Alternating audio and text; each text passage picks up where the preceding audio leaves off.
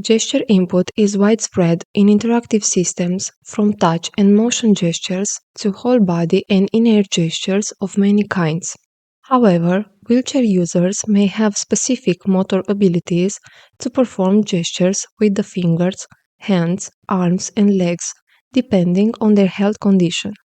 Unfortunately, incorrect assumptions about the motor abilities of the average user, implicitly embedded in gesture user interfaces, create accessibility challenges for users with motor and mobility impairments. In this work, we are interested in understanding wheelchair users' preferences for on-body, in-air, and on-wheelchair gestures performed from the space of the wheelchair.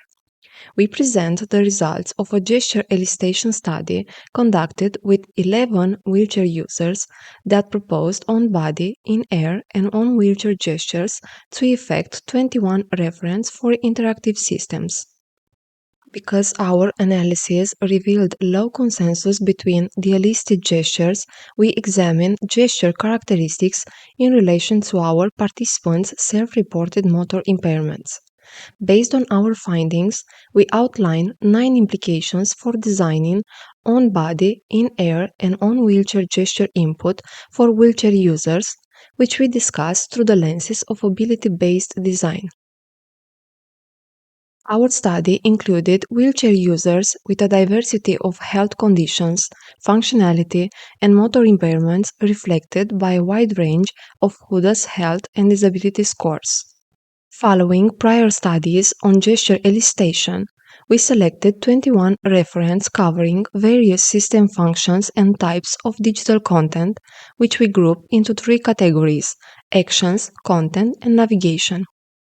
To understand our participants' preferences for on-body, in-air, and on-wheelchair gestures, we employed a diversified set of measures of gesture articulation, perception, and agreement analysis.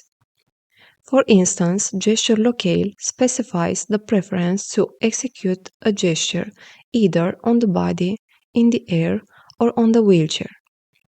We found that about 1 in 2 gestures was performed on or with reference to the body, 40% were performed in the air, and 12% on or with reference to the wheelchair. We also extracted more specific information about each gesture locale. For example, on-body gestures were performed mostly with reference to the head, in-air gestures in front of the body, and most of the on-wheelchair gestures involved touching the armrests. We measured gesture extent, a measure inspired by McNeil's gesture space, a division of concentric squares of the space around the person performing gestures while seated. We found that the gestures performed in the center region and around the head represented more than half of the gestures elicited in our study. We also evaluated the agreement rate between participants' gesture proposals.